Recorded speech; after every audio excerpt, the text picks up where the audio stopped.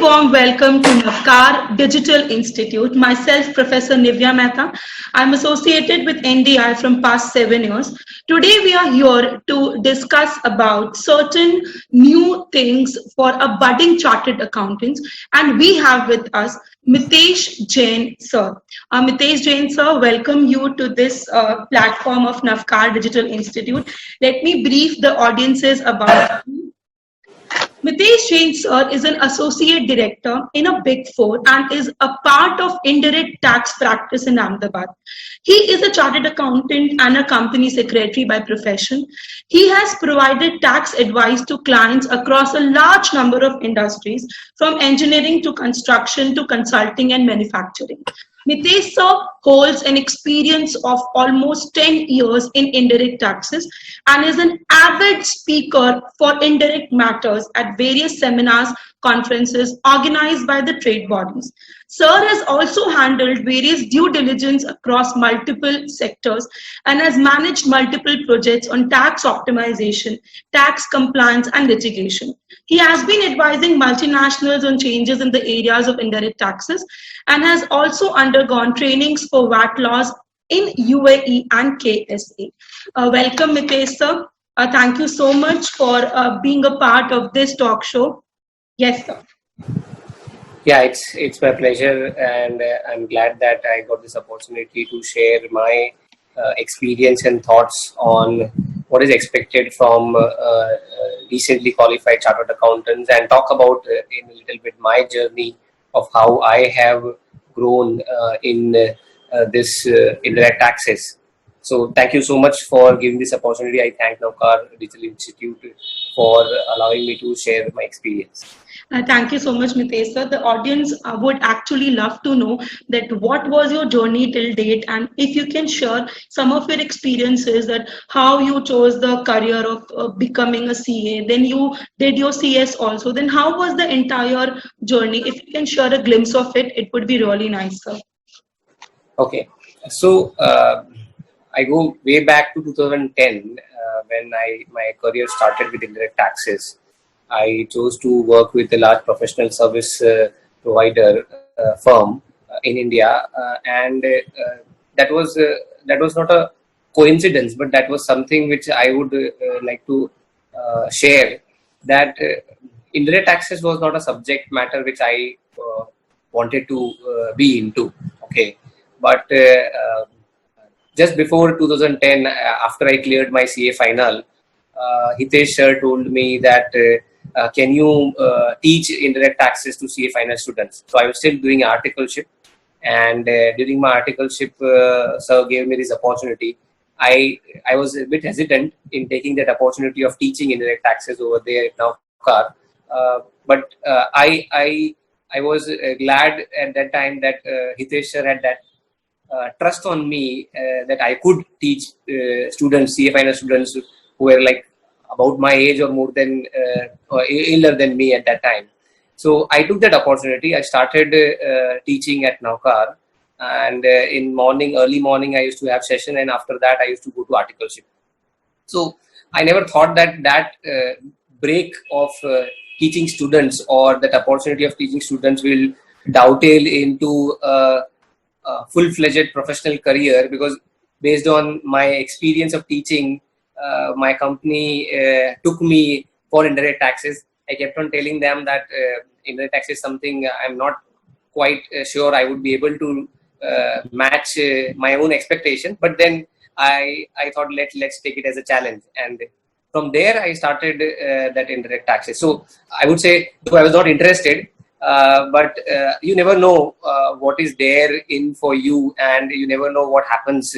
So I took that opportunity at Navkar of teaching indirect taxes, and that is now like it's been a decade, and now I am here eating, drinking, and sleeping, thinking about indirect taxes. So yeah, when I look back, I think that I would not have thought of going into indirect taxes at that time when I got this opportunity. But then that's how it happens. You never know if you are ready to grab any opportunity that comes along your way, and think positively that you can make most of that opportunity, sky's the limit for you then. Wow, so great. That was so inspiring. So, CA you chose after your 12th standard, and from where have you studied? Or So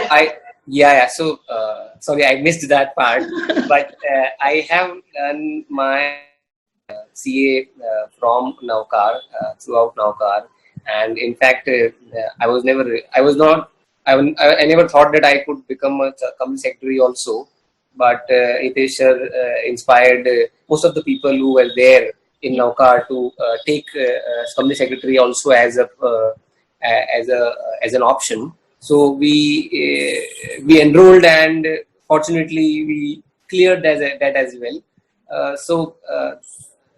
That was a journey when I started with the charter accountancy from Navkar, and I cleared throughout from Navkar, and then I joined this firm, large professional service provider firm. I started with Mumbai. I was transferred from Mumbai to Ahmedabad, back to my hometown. I was transferred to Pune. Then I was transferred back to Ahmedabad. So when I was moving around, many people told me that, what are you doing with your career? You're not working at one place. I took it as it is, and that's what I would like to give a message to everyone who's there. See, whenever an opportunity comes, it doesn't tell you that this is going to be a very good opportunity or very bad opportunity. You have to keep your horizon broad, and at the end of the day, you learn so many things. So now I proudly say that I have experience of handling clients in various locations. That's Mumbai, Pune, Ahmedabad. So that's how it all began, and now I'm here leading indirect tax practice for Ahmedabad market for this firm.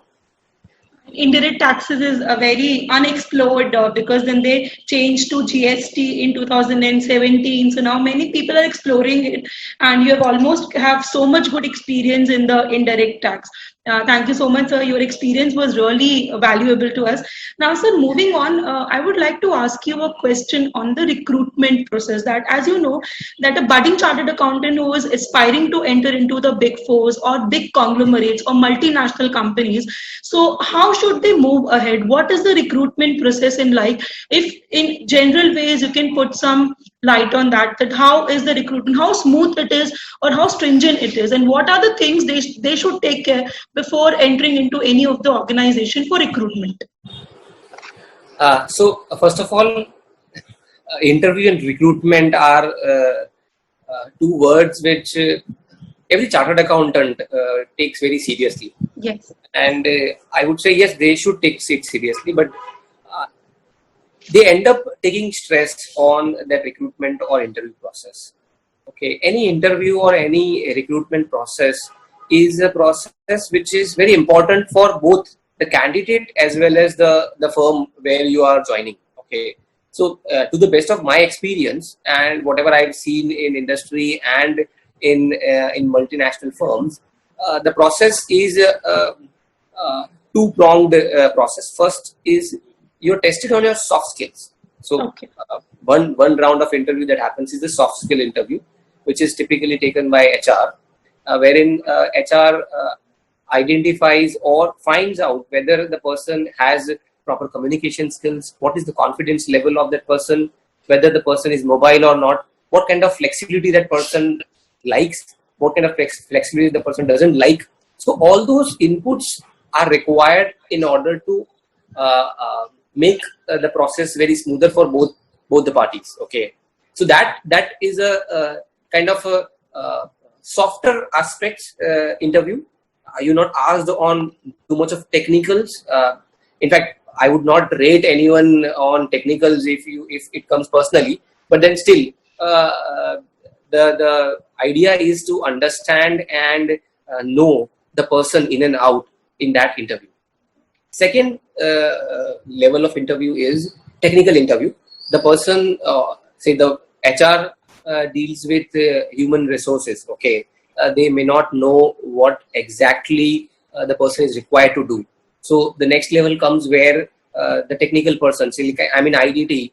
I would interview the candidate, and during that interview, what would be the expectations? So if you ask me what would be my expectations, then I would say the person should be studious, hardworking, should have got rank, should be first attempt, or should have scored good marks in IDT. No, all of these are not required. Okay, If so you these ask are me, not required. Okay. these are not required. Okay, the person need not be studious. He needs to be smart, Okay. not hardworking. Should be efficient, not a ranker. I mean, at the end of the day, any employer who wants a person needs the job well done. Yes. He cannot showcase a rank to any of the client. Okay, so rank doesn't matter to a certain extent. Should be first attempt, not required. He or she may be second attempt, third attempt. See, he or she needs to have that caliber of delivering the kind of quality and value that is expected by the client. And lastly, should have got good score in that subject. So if I talk about myself, I got in IDT around 40 marks. Okay, and still I am doing IDT, so I don't have to explain much about it. Okay, Yes. So in the technical round, because the second round which I'm talking about is about all these aspects of how the person comes across. See, no one is a fresh. If you talk about a recently qualified chartered accountant, he or she may not have dealt with the course subject matter. Okay, and it would not be fair on my part or anyone's part to ask questions on specific technical matters. Okay, so then what do I do? What do I look at? If I were to recruit someone who has never done indirect tax, what do I look at? I look at what is the grasping level. How does the person react to a particular situation? If I give a simple question, what would be the reaction of that person? Okay, so those are tested in that second round. Okay, with a little bit of the academic knowledge. See, anyone who has qualified a chartered accountancy course, which is in itself a very big achievement, should know about the core subjects like indirect tax or direct tax for that matter. Okay, so I would ask questions on those matters, but then I would not ask simple questions like what is the rate of GST, what do you know about GST, because that is something which is expected. Yes. The importance that I would give, or anyone else who is taking interview would give on the aspects how the person correlates, how the candidate correlates 2 or 3 situations. Okay, because the client who asks you a question never asks you a question that, okay, Mitesh, what is the eligibility of credit of motor vehicle under GST? See, everyone knows that answer. Everyone knows the credit is not available of GST in case of motor vehicle to a large extent. So those are not the questions which are asked. But I would not say that you should not prepare for that. You should be aware of that, because the questions which will come would be covering 2-3 aspects. Okay, they will give a business situation that, okay, this person is going to do this kind of business. You tell us, what do you think, what are the GST implications from the business standpoint, whether the credit will be available or not, whether the taxability will be there or not. So, and I will tell you the secret. I don't expect the right answer. I expect the confidence of that person. I expect what the person is thinking, whether he's thinking or not, whether he's trying to think or not. You know, because if the person doesn't know the answer and doesn't think, then that is something which is not expected. The expectation is the person, even if the person doesn't know the answer, he or she should think that what could be probable answer. What is the perspective? What is their perspective? What is the perspective of the person? And it need not be a right answer. If you don't know the answer, you can always say that I am not sure about it, but logically and whatever I have read, this could be the situation or this could be the answer. Okay, you can always say that. Okay, and that helps a lot in understanding the behavior and the natural thinking process of the candidate, and that helps a lot. because everyone cannot know everything. Yes. Okay, and I've seen at times candidates just getting stressed out because of the fact that they don't know the answer. No, that's not really required. Even at times I don't know the answer when my client asks me that, Mitesh, what is your view? I even don't know the answer. But what I don't do is I don't panic at that time. And what I do is I tell the client that, okay, this is my perspective. I'll have to check and come back to you. Okay. So that I may not have given the answer, but I may have given the perspective which client values. Yes. So that's very important. So that's second round, and once those 2 rounds are over, there is a third round where the senior most person of the organization, like partner, interviews the person and understands whether the person would gel well within the team. See, the partner has a horizon of the whole team, and he understands or she understands that what is expected from the person. So that round is more so to gauge that whether the person who is being interviewed or who is going to be recruited is fitting into the overall theme of this scheme of the things. Okay, these are the three things, and I would just say that all these are very, very easy to crack if you are confident. If you are nervous, then even if you know everything, you will not be able to project it well, present it well, and you will. I would not say you will fail, but you would not be accepted as much as you know from your side. Okay, sir. So after hearing you, I've just come to know that there are 3 levels for clearing the interview process. Number 1, you should be good with your soft skills. Number 2 is the technical process, where you should not know 100% of the entire content, but then at least you should know the basics of the particular subject absolutely. Or anything which you are interviewing for. Then the last part is the big man show, where the senior most person would be interviewing it. Yeah. All right. So one thing which I liked most was, Mitesh sir, the fact that you said कि सब कुछ आना जरूरी नहीं है, but at least जो कह रहे हो उसको पूरी सच्चाई और ईमानदारी के साथ में कहो. So the other person would also come to know your perspective कि ठीक है नहीं आता है, but at least they've not made a bluff out of it. So that was one. Yeah. So bluff never works. Okay? Yes, bluff never works. You have to have that conviction in what you are saying, and you have to have that confidence. Okay. At times what happens is people in the heat of the things they bluff. Actually they become overconfident and they bluff. That doesn't help at times. Okay, and may help at times if the other person is also not aware about the answer that you're giving, but I would not give that kind of benefit of doubt. Yes. And I would suggest that don't bluff, just be confident and have that conviction in you with whatever you're saying.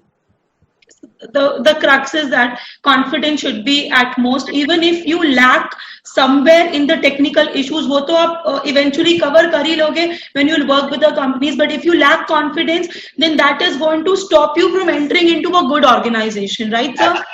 Absolutely. Thank you so much. Even I am learning a lot of things from you.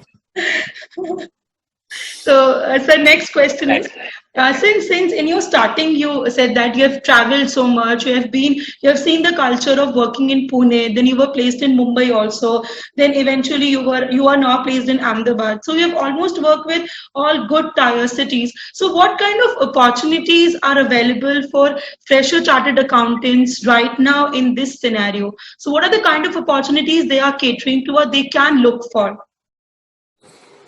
So, see, times have changed.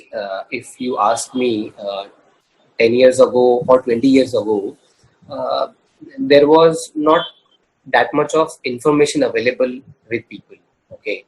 And there was not regular updates that were being disseminated among people. So, all the companies whosoever wanted advice from chartered accountants, were also taking help of chartered accountants for compliances, for normal work like computing taxes, filing returns, and then advising them. Okay, and probably litigation was also something which was there. Today also it's there.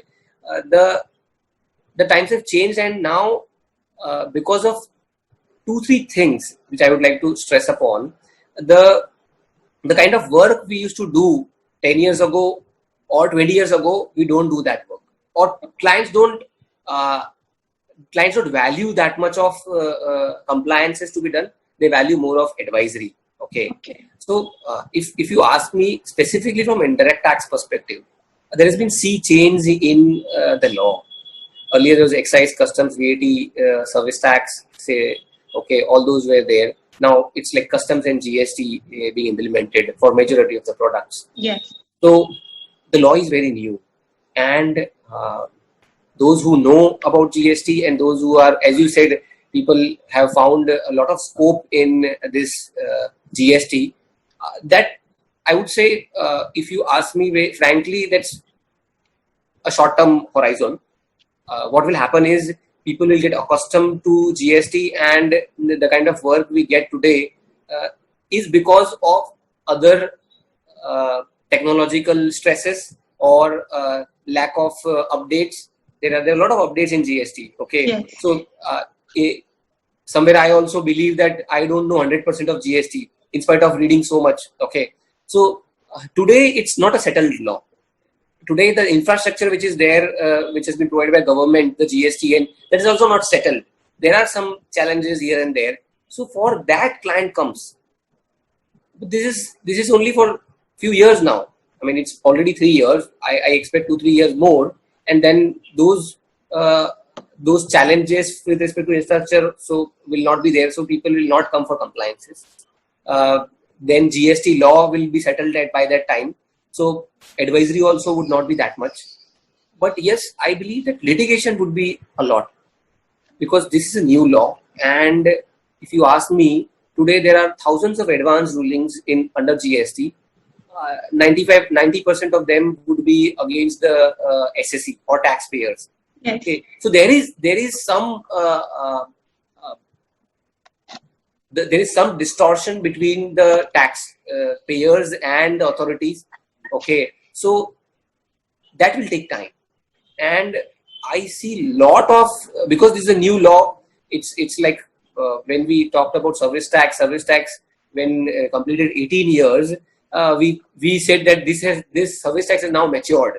Okay, now GST, I don't know. I mean, 18 years is long time. Yeah. I would say at least for 10 years from now, we have this GST we'll have to wait to get it matured. And till that time, a lot of litigations will happen. And interesting aspect of GST is that earlier litigation was purely or mainly was handled by lawyers. Okay, now GST is also a number game. It revolves around many numbers. Okay, if I talk about anti-profiteering, okay, that requires someone to know or crunch numbers like anything. And CAs have that core expertise in numbers. So if chartered accountants hone the skills of interpreting the law very well, they have a lot of scope. I think so that the scope is, the sky is limit, if you ask me, at least for 5 years down the line. Okay. Second is technology. See, if you ask me 10 years ago, how was I getting updated? I was getting updated through newspapers. I was getting updated through I used to do my own research on surfing or blogs. But today, if you ask me, there is a lot of social media. There is a lot of transmission of information every minute. Okay, those who are having at least, I mean, I would assume or presume at least 10 or 15 apps people would have. Okay, and if all notifications are on, at least 10 notifications you would see in a minute. Okay, giving you information about X, Y, Z things. So technology has made such a disruption that you should be aware and updated about everything. Now that the same technology will drive the next level of growth in terms of whatever you do. See, I mean, earlier days we used to do compliances in Excel, okay, or we used to prepare some forms and used to manually calculate everything. Then Excel came, so earlier calculator was there. Then Excel came. Now Excel is also no more required. There are tools and technologies which can help you do the compliance, Yeah. and companies will go on that path of digitalizing their resources, their requirements, and the message to all the chartered accountants is that you need to understand technology. So if I give you my example, though I am hardcore indirect tax guy, I have learned technology, like I've learned how do I make bots. Okay, I have learned RPA technology. I have learned how do I channelize the data in a proper shape and form so that it is usable and it can be used for various ways, not only for compliances but for preparing MISs. And that's inevitable now. So I would say that technology, if you do something with technology and propose a client that okay, I can file your returns in minutes, that is gonna that is gonna sail through your ship. That's second thing. And third, very important. That's not something which is which I have invented, but that's going on since long. You have to be comprehensive. See, I'll give you a simple example. Earlier, weddings used to happen. Okay, and in weddings you used to call one caterer, one decorator, one water boy. All vendors used to have at least 10-15 vendors for one wedding. Yes. Now there are event management companies. Yes. Okay, if you compare both of them, with whom you would go? An event management company or 10 vendors? Definitely with an event management company, because they're giving me everything under one shelter. So, yes. So the companies don't want to go ahead with one person or 10 people. Yes. So they don't want, okay, Mitesh is doing GST compliance. Okay, fine. We'll go for GST advice somewhere else. We'll go for customs advice somewhere else. No. We'll go for technologies with someone else. No. They want everything in one basket. Yes. So I'm restricting myself to indirect tax, but then client nowadays asks that I want tax everything, boss. So you need to be comprehensive in your solution. People don't want products now. People want solutions. Yes. Exactly. And solutions come only if you have so many products piled up together, and then you tell the client, see, we are one-stop solution. Okay. So from that perspective, the comprehensiveness in all aspects has increased, and clients more and more wants to they don't want to interact with so many vendors, because that wastes a lot of time and energy from their end also. So they also understand that it's better to go with one vendor who can solve all our problems. So you cannot be so like there is an old adage, jack of all, master of none. People used to believe that I need to master one thing, okay, but now I would say jack of all is required. Even if you're not master of none, that's fine. You need to be jack of all, because if the client asks you 10 things and if you're not able to provide 5 things, the client will go somewhere else. So those are the 3 things which I think are very important. Okay. Sir, as you said that you have learned technology, like you said, you named a few things that you learned. So it was that since the inception you had that inclination towards technology, or just because of the work which you were doing, you were inclined towards learning the new technology? Because CAs right now, what they're doing is they are just learning, and the bookish knowledge they're getting, and they're not much inclined towards this. So what do you think?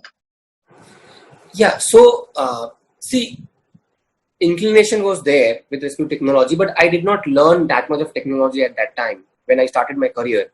It's only like last 3-4 years I have been using technology to an extent where it helps me add value to my clients, and that shift we call it a future vision, that we believe that clients will no more want the same way of working. You have to be innovative. That's what the message is. You have to be innovative, and you can't live with the same technology, same old methodology of working. So it's like, yes, the inclination was there, and that's where I'm saying right now, I'm passing a message that, see, even if you don't have that inclination, technology is imperative. If you ask me, there are, in few years, what will happen is opinions or advices will be given through bots. Okay. These are not far when people would be able to build technology. There are technologies like machine learning. Okay. Machine learning can do wonders. True. And the opinions or any advice if client wants, if you just put few words and you will get the whole advice. Right now we take 2-3 hours to draft that advice. Okay, so that's a shift, and you need to have that future vision because things are very dynamic as of now. So I hope that all the CAs would be listening to this, that they need to be pro technology and they need to imbibe this thing that not only bookish knowledge is required, but then technology also plays a very important role in shaping your entire career also.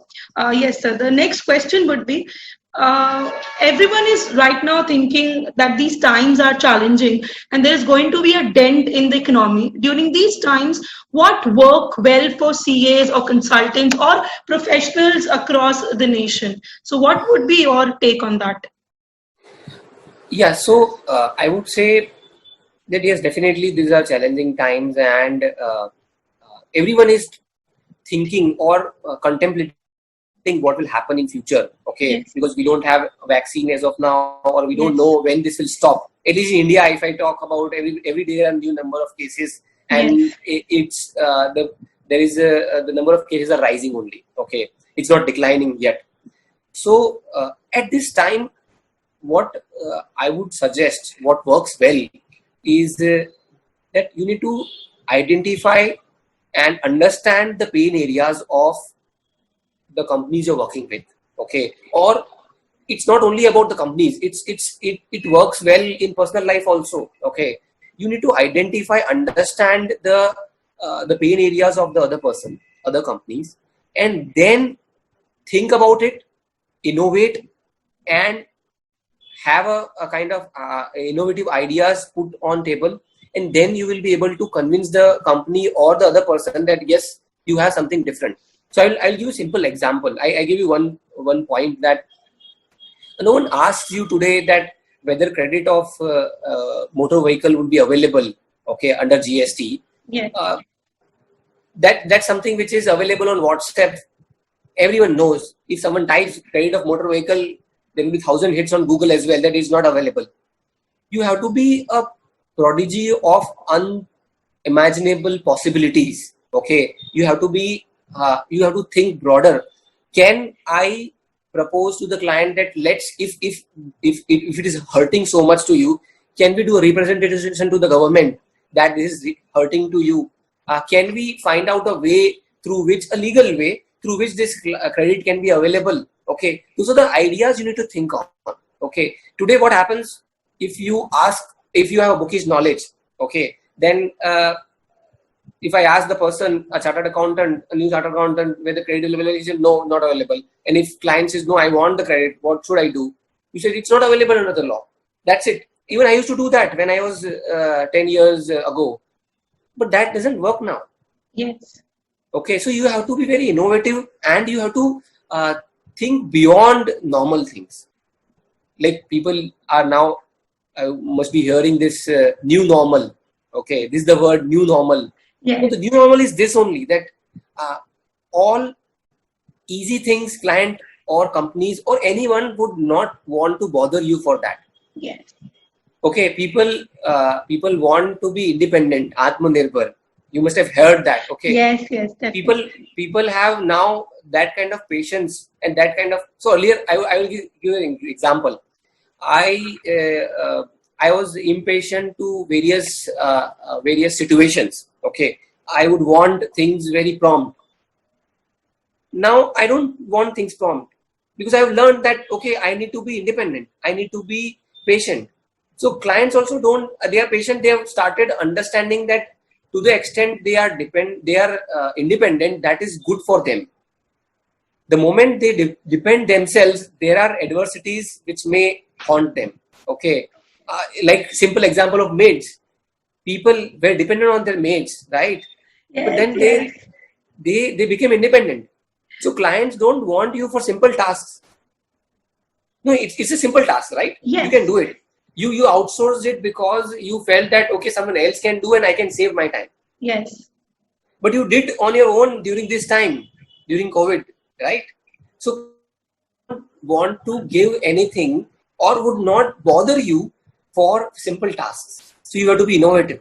You have to add value. You have to think that what would certainly a client would not do, or what would a person not do, and you have to come out with that idea and place that idea on table. Then only you will be appreciated, or you will come in the spotlight.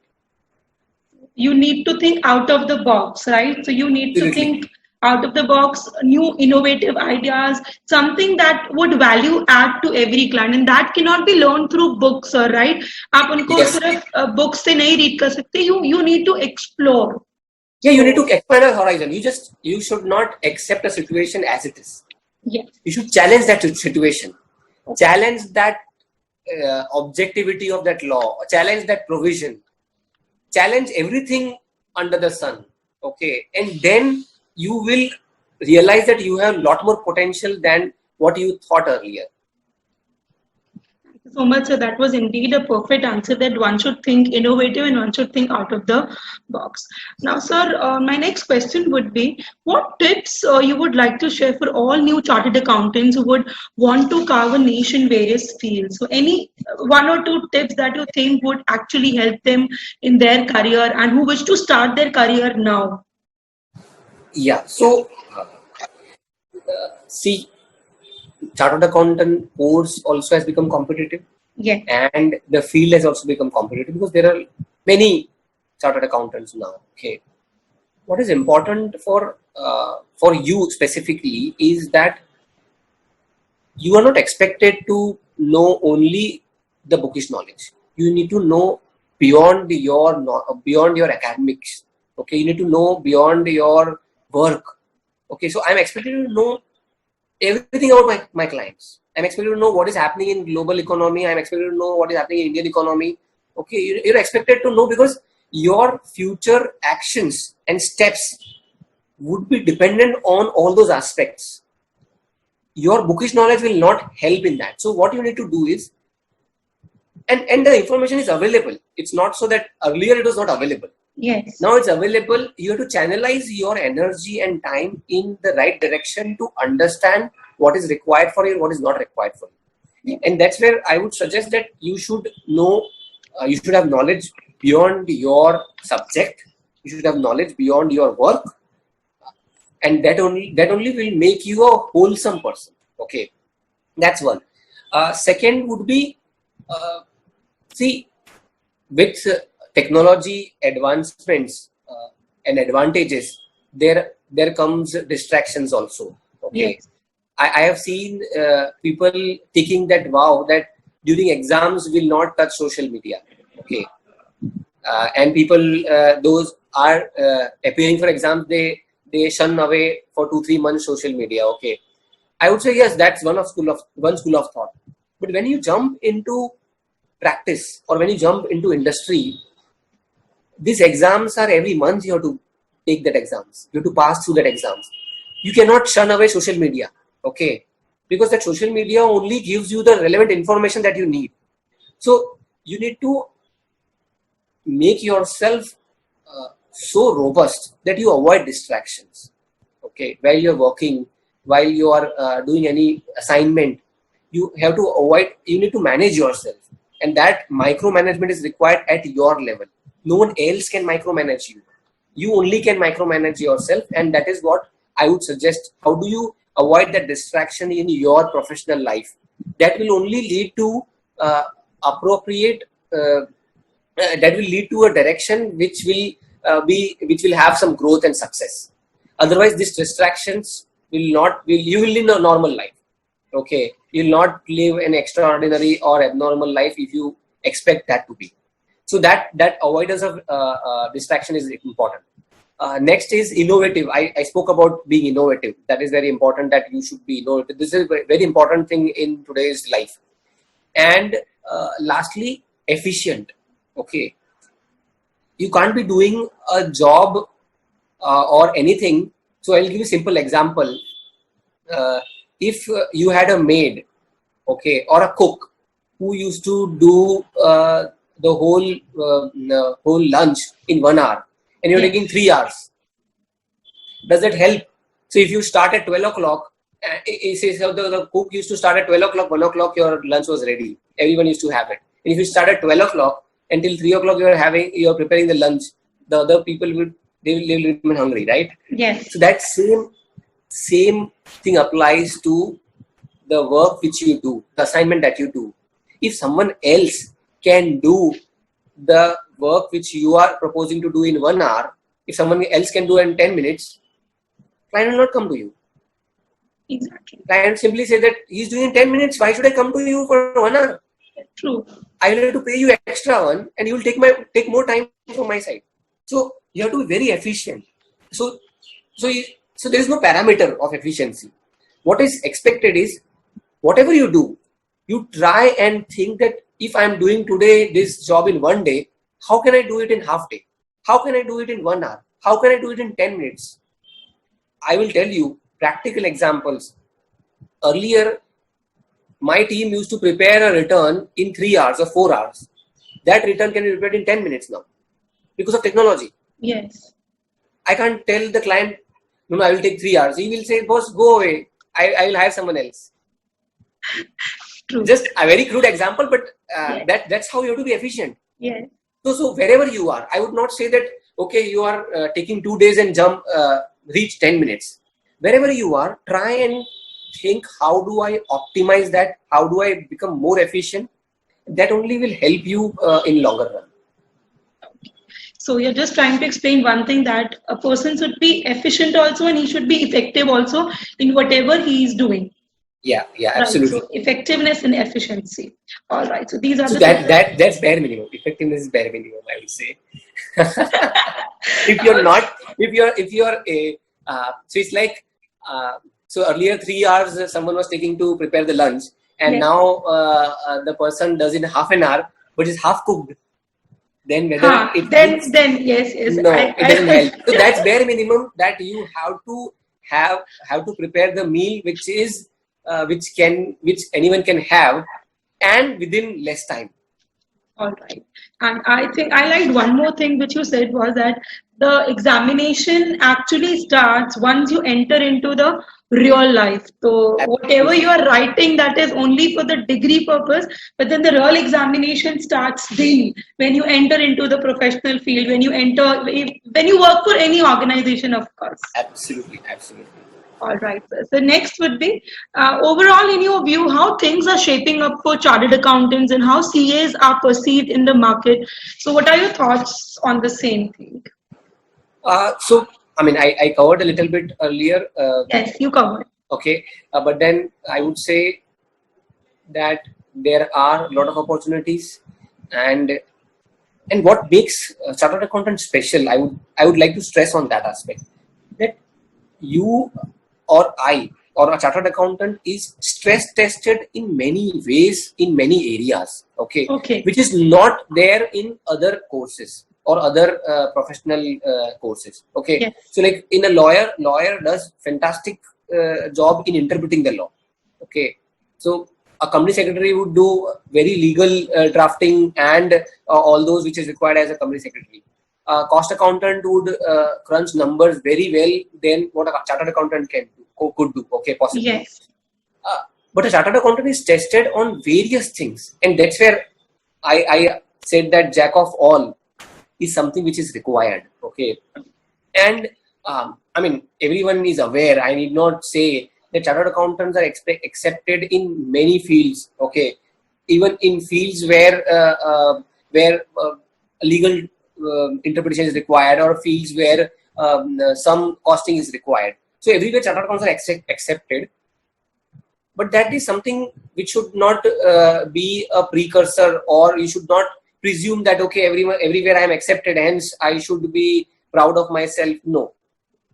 See, chartered accountancy, you have been stress tested with so many things, means you can do many more things after you jump into your practical life. Okay, you have that capability. So from you to take that as an opportunity and convert that opportunity into your own success story and growth. Okay, so like I never thought that I will get into indirect tax, but thanks to Naukar, I got this opportunity. Thanks to Hitesh sir, that I got this opportunity. I'm doing this. So whatever comes in your way, you should explore, and without thinking that I cannot do this, think how can I do this and what are the problems that I can solve. Okay, so from that perspective, I would say I would encourage all chartered accountants to get into this. And specifically from GST, as I shared, litigation is something which would be very important in times to come, and an area where you could explore opportunities. And second thing was technology. Technology is going to change everything that we do today. It has already changed so many things, okay, but then it is gonna change drastically in years to come. So own those technological skills side by side, and that will help you a lot. Okay, and since you spoke about the unexplored field of litigation for chartered accountants, even the laws are supplementing it.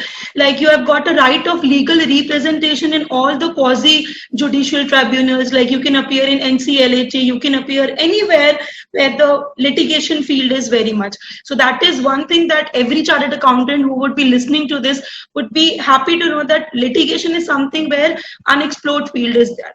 All right. Thank you, sir. So one more question is 3 things that you would actually summarize on the whole session we had right now. Just 3 things which you thought that would be the crux of this entire session.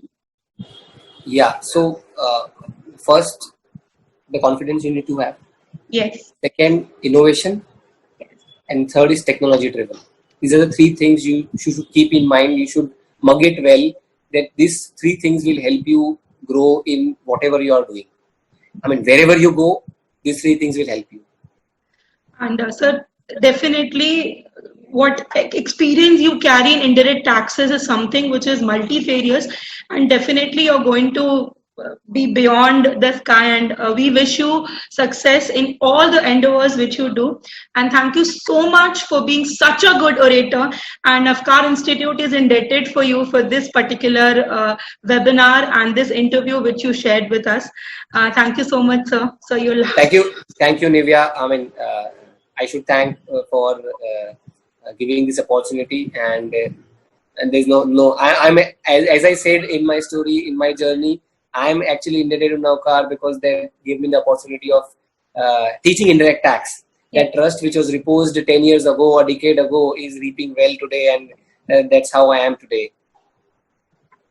Thank you so much, sir. Thank you. And indeed, our listeners and all the chartered accountants who wish to inspire would be definitely inculcate whatever you said. And one thing which I liked the most was the confidence wala part.